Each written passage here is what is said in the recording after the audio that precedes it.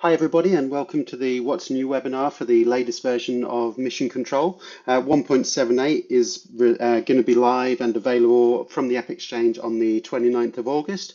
So what we'll do is we'll take a quick look at all of the new features and then dive into a bit of a demo and talk about when it's going to be made available to everybody via our automatic upgrade system.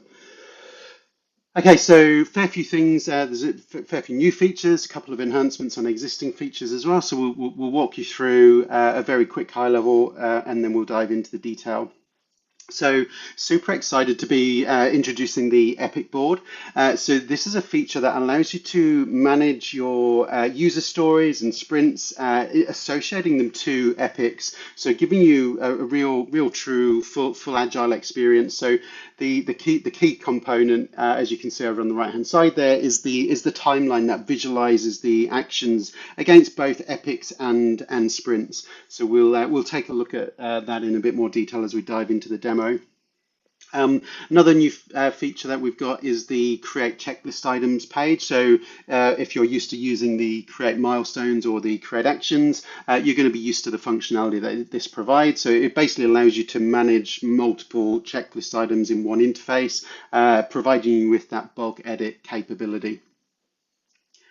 The billing event generator. So we've added two new features to the billing event generator. So there is the T&M wizard, which gives you a four-step process to quickly create time and materials invoices. So rather than you having to go through and create it all manually, or actually allow the allow the automated process to do it for you. This is kind of a step in between that allows you to review the time logs and expenses and manually choose which ones are going to be included in the invoice. The other option is a manual generator, which basically gives you a centralized UI to allow you to actually create the billing event and the billing event items in one page rather than having to do it via related lists. Resource requests is a new feature that we introduced in our most recent release earlier this year. Great to see that we've had a lot of customers using that, and that they've asked for the ability to be able to leverage this at the opportunity level as well as the project level. So we've introduced that feature, so you can now generate resource requests for an opportunity, and then when a project is auto-generated from that opportunity, those resource requests will carry over to that project. So the project status report has had a number of enhancements. You've got a lot more control over the summary page, literally able to control each individual element of that page. You can also choose to hide the page in its entirety, as you can the detail page as well. And we've also added in an appendix that allows you to share the expenses that are being incurred on that project as well. Billing event PDF enhancements. Customers have asked for greater control over how their business address and their customer's business address is displayed on the PDF.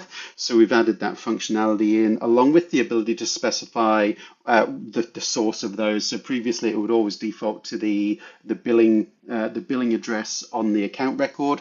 You've got the ability to specify your own address source now. A few minor enhancements. So we have added in a new field to the phase object, which is the total milestone budget.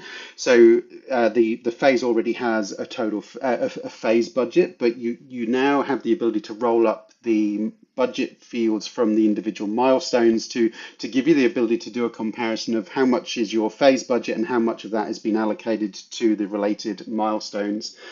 The checklist item, so when you're logging time, similar to how you can automatically update an actions status to in progress, you can now do the same function on the checklist item if the time log is related. If the time log is related to a checklist item, you can control that via a setting on the control pad. We've added in a validation rule to the sprint team just to ensure that you only put in sprint capacity hours or sprint capacity percentage. And we've also added in a field on the expense to allow you to add in a specific custom amount rather than taking the percentage when applying a markup. So some customers were finding applying a 15% markup, for example, was generating a like an odd number, like, and they wanted the ability to specify a rounded up number. So rather than using the percentage, you can specify the custom markup amount. Okay, so that's all of the key features. So what we're going to do is jump in and take a look at them in a bit more detail. So the first new feature we're going to take a look at is the Epic board. And the Epic board is a new tab that is available on the project overview page. So you'll see here on my project, along with all of the other existing tabs, we've now got the ability to access the Epic board. Now the Epic board leverages the requirement object as an epic, and an epic allows you to group actions or user stories together. Even if they're allocated to separate milestones on a project. So, for example, let's say you're running a project where you've captured a number of different scenarios from your customer, and what we're doing here is implementing Salesforce for this company. So we're going through workshops, and we're speaking to various departments like sales, marketing, customer success, and we're capturing all of the different things that they need Salesforce to do for them. So we're going to we're going to associate all of those requests to individual epics. Now, what I'll do is I'll just jump onto the epic board and show you. There's a number of tabs there. First of all, you need to be able to create your requirements. So as I said, these requirements are going to be used as epics, and I'm going to use the term requirement and epic interchangeably in this context. So I've created these four requirements here. So I'm capturing everything relating to the sales epic under this requirement, all of the marketing, customer success, and finance. So as I'm going through my workshops with this customer, I'm listening to what the teams want, and then I'm going to associate those as user stories or actions to the individual requirements. Now, I'm going to walk through the fact that I've created some user stories, but you don't have to use user stories. You could go straight to actions. That's going to come down to your individual preference. Some customers will want to create the user stories and spend time working up the detail of them before they add them to actions to avoid them being allocated prematurely. So I've got my four epics. What I've then done is use the user story tab to create my user stories. So you'll see down the bottom here, I've got my storyboard, and I can see all of the individual user story cards, and which epic they've been related to. So I can see as part of sales, we've been speaking to the sales leader and the account execs, and they've given us some indications of things that they want.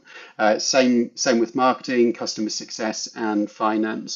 Now, to create a new user story, it's just a case of associating the user story to one of the requirements that have been added. You put in all of the detail, click on the tick icon, and that will add the card to the board, and then clear out the information for you to create another user story. Now, if you are using user stories, you would then want to, so once you've got them ready and you're ready to assign them over as actions on the project to be delivered, you can do that through the project builder. Now, if you're already familiar with the project builder, you'll see you've simply got access to it via the Epic Board tabs. So you can see all of the milestones that I've created. So in this instance, I'm running an agile project. I've created a sprint backlog, and I've got 3 individual sprints along with a milestone to track project management and go live. So these are all user stories that I've already converted over to actions, but I can just access my requirements tab here and see that I've still got a user story sitting here relating to the customer success requirement. So I'm going to drag that over and put it into my backlog here.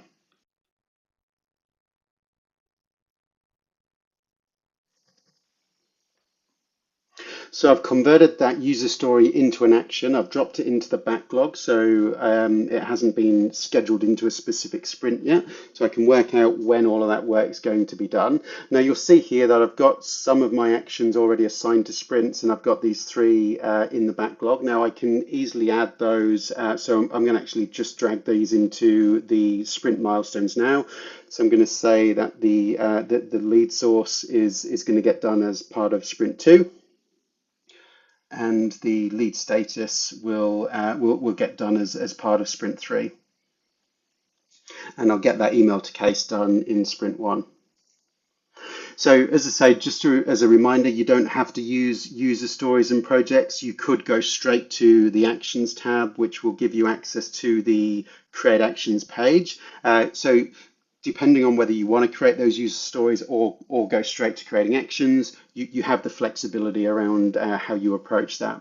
Now, obviously, I've got my epics, I've got my actions. They've been assigned to individual sprints. So we're going to take a look at the requirement overview, and this is the key feature within the epic board.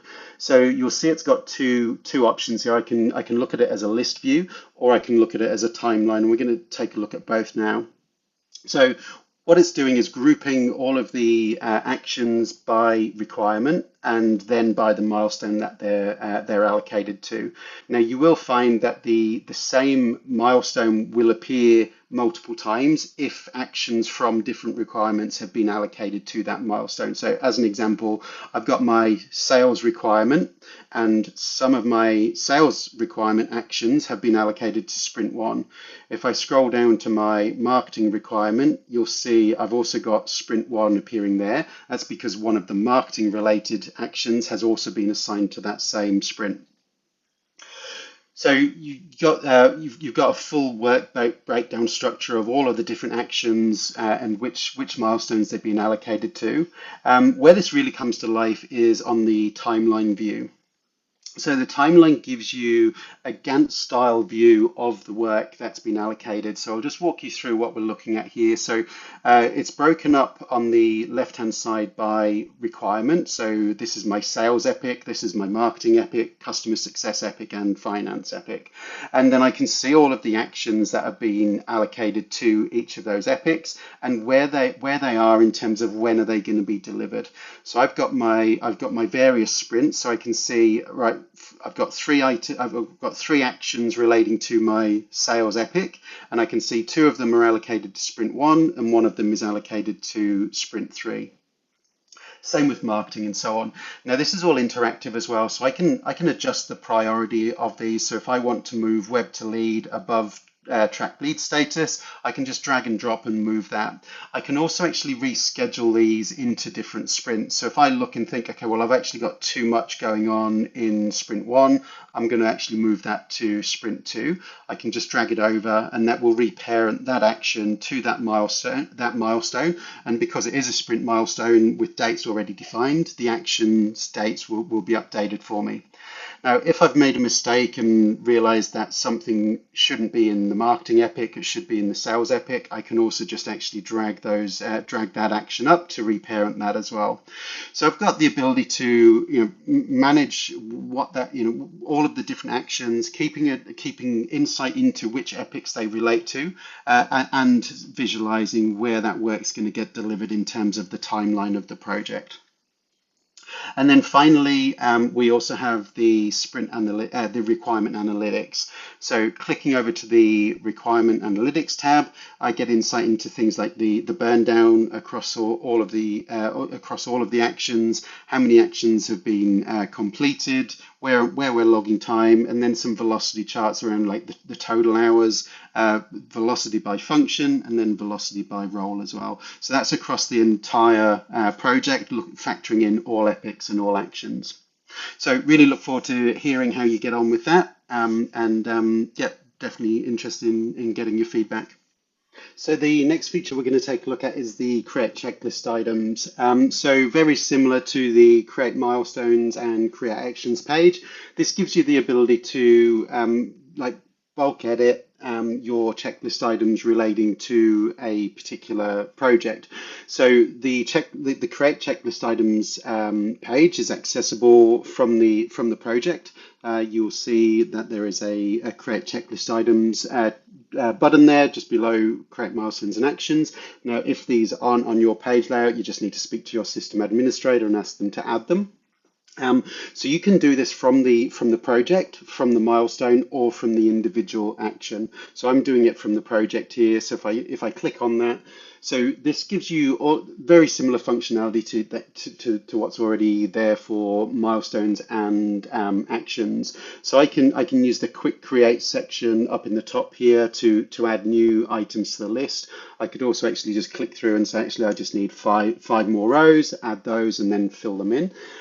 So obviously I'm associating it to the milestone. That will then filter down to find the appropriate action. I can then put in the checklist item name, obviously put in like hours, start date, end date, and then who's responsible for them. There is a field set to allow you to control which fields are here.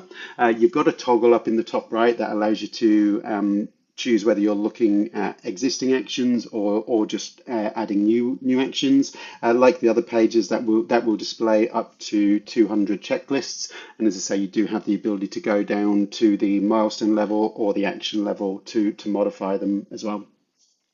So you've obviously got the bulk edit over on the left-hand side as well. So if I want to make a change to multiple records, it's just a case of selecting which records and then making the change, and that would be applied to all of the individual records that are selected. You also have the ability to copy the owner from the previous row. So if I click on that, that would populate Mick Fanning is the owner because Mick Fanning is the owner of the one above that. So again, a lot of features on there that help you manage those records quickly and efficiently. So we hope you enjoy that one. So the billing event generator has been updated to give you the ability to, like I guess, manually review and easily create billing events based on a couple of scenarios. So ultimately, if the project billing type is set to time and materials, and the billing cycle is set to manual. When you click the generate button, you'll get access to two different tabs.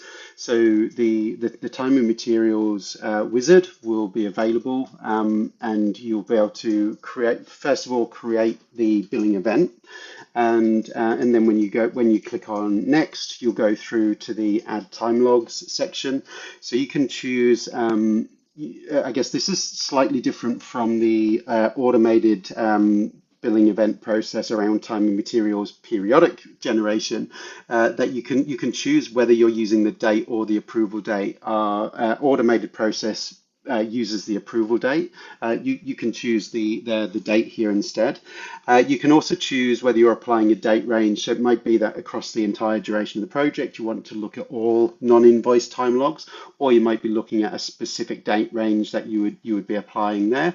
And then the other thing that you can do is actually determine how many billing event items are created. So you can have a single billing event item for all of the time logs that you're invoicing, or you can group that out. You can break that out into several different billing event items. So you would have, if you're using milestone, you'll have a billing event item for each, for all of the time logs that relate to different milestones.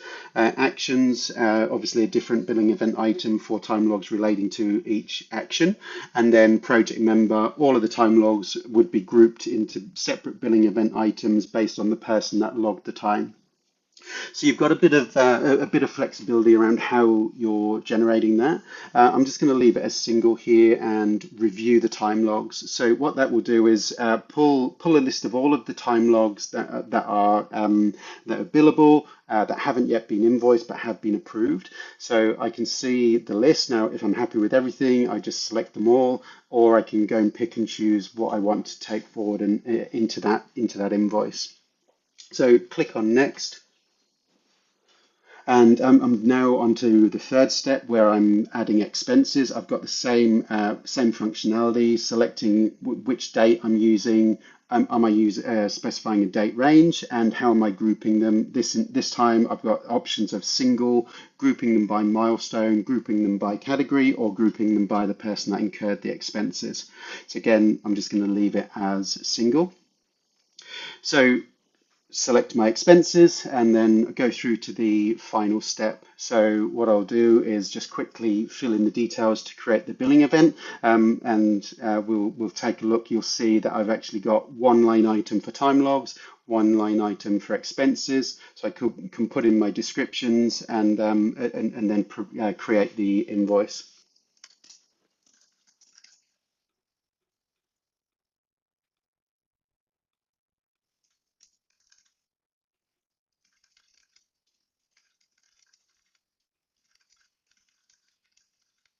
So now that I've got everything ready there, I can just click on save, and that will generate that billing event and those billing event items for me. So you can see I've got my billing event and my two billing event items. As I say, that would be a different that the number of billing event items would vary depending on whether I'd used one of those group by categories that weren't the single line options. So I'm just going to jump back in here and show you the manual option. So that's available regardless of the billing type, whether it's fixed price plus expenses, or time and materials.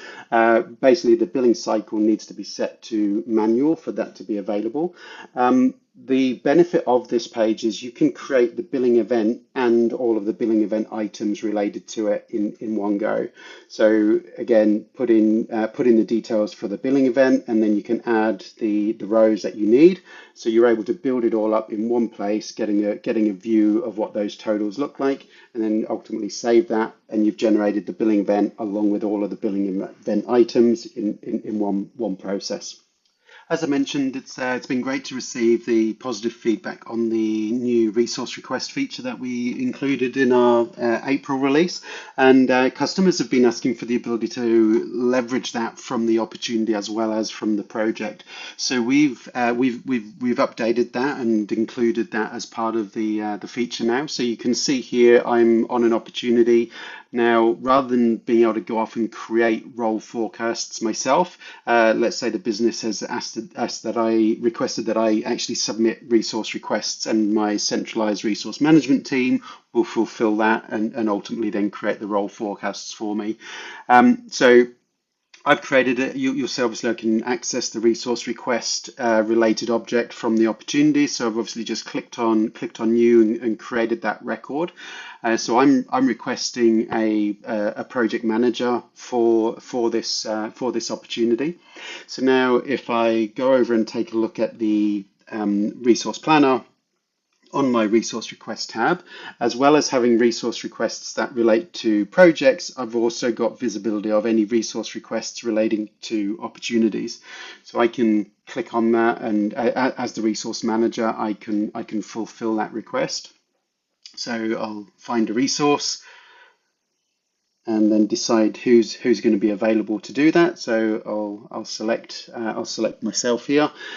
So again, what I'm able to do here is, because this is relating to an opportunity instead of a project, I can't access the ownership assignment logic. I'm purely creating role forecasts relating to that opportunity. So I'm going to do that now. I'm just going to create one single role forecast. So that will create that record for me, clears off the request there. So if I go back to the opportunity and just refresh that page, so you'll see that the role forecast record has been created. Now, when we auto generate the project from the opportunity, like the role forecasts will carry over to the project, the resource requests will also carry over as well. So then when a resource request is then related to both an opportunity and a project, when you're looking at it on the resource request tab of the resource planner, you'll see it in context of the project, not the opportunity. We've made a number of enhancements to the project status report, ultimately just to give customers more control over what information they include in that status report.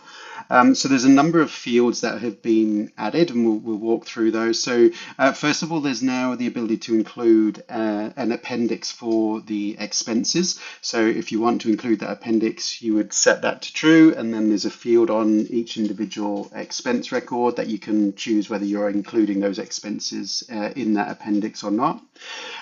You've also got the ability to exclude the detail section, and you can also exclude the summary section, as well as choosing what sections of the summary are hidden. So for example, you might want to include the summary, but you might want to exclude certain parts. So for example, let's say you're not using risks or issues, you might want to exclude them altogether. And we've also added in the ability to anonymize the owner name on the actual status report. So you can see here you've got options of leaving it blank, replacing it with the job title of their role record or the function of their role record. The reason that one's been added in, some customers found that their clients are reaching out directly to their individual project resources and they want to try and channel everything through to the project manager. So that gives them the ability to anonymize that and keep that information private, but still share the detail of the project plan. So we'll just jump over and walk through each one of those just so you understand in a bit more detail. So first of all, on the summary page, you can choose to hide the summary page using that exclude button, or you can also choose to exclude individual components. So each section, so for example, this section here is controlled by one exclude button. This is controlled by another one, this another one, and then each one of these components over on the right, you can choose to hide each one of those individually. So to say you've got a lot more control over what information is being displayed there, and whether you're displaying it at all. You've also got the ability to exclude the detail page. So for example, some customers want to share the summary, but not the detail with the customer. So you've got the ability to hide that. And while we're looking at this, I'll just explain that owner field. So that obviously shows the person's name by default, but you can actually choose to make that blank, replace it with their job title, or replace it with their function. And the other option is the ability to include the expenses there. So you can choose to share the expenses that are being incurred on that status report with the customer as well. We've received a couple of requests from customers around the formatting and source of the addresses used on the billing event PDF. So you'll see here up in the top right, this is your company name and address, and the format is obviously the street, the city, the state, the postcode, and then the country. And then similar for the customer that you're invoicing, it's going to include the person's name, their company name, and then again, street, city, state, postcode, and country. Now, some customers have asked for the ability to modify how that's formatted. So rather than having each one stacked on top of one another, they might want to be able to vary that up. For example, let's say having the city and the state on the same line. So we've added in the ability for you to specify how you want those addresses to be formatted. We've also added in the ability for you to specify where that address source is coming from. So I'll just show you the format first of all. So on the right down the bottom of the control pad on the mission control console, you've got the billing event settings. So there's a number of new fields that have been added here. So you've got the company address format and the customer address format. Some instructions over there on the right hand side to let you know how this works. But for example, let's say I would actually like to format my address to have the street, then on the second line the city and the state, and then on the third line the postcode. But perhaps I might want to actually have the city, state, and postcode all on one line for my customer format. So I'll just save that. So I'll save those settings and then I'll just jump back over and refresh that billing event PDF to show you. So you'll see now, obviously, it's adjusting the formatting of the two addresses based on those settings.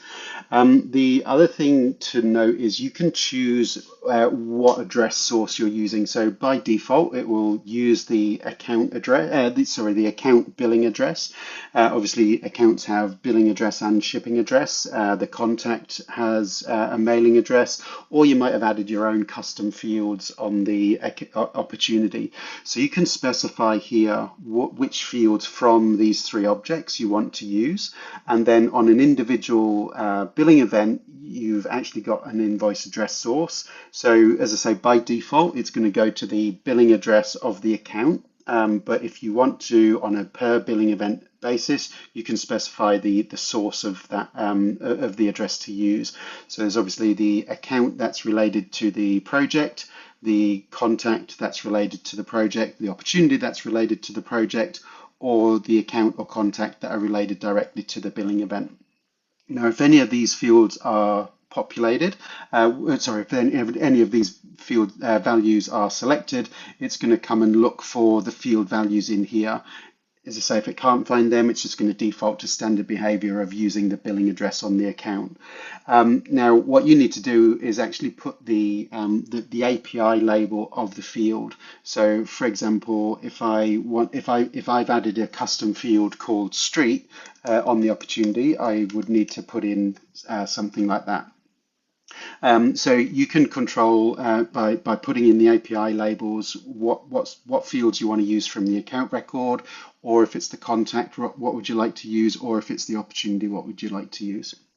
Okay, hope you like all of those new features and enhancements. So what we'll do now is take a look at when all of that is becoming available. So as I mentioned, it's available as of today on the App Exchange. So if you want to manually go and update, you can do so via the Get It Now button. As normal, we're spacing out the rollout across sandboxes and production. So on the 14th of September, we'll upgrade all sandbox orgs, and then on the 28th of September, we will update all production orgs. So with that said, thank you for your time. As I say, I hope you enjoy all of the enhanced functionality. And like always, we'd love to hear your feedback on what you think of what's in the new release, but also what you'd like to see in the future. Thank you. Bye.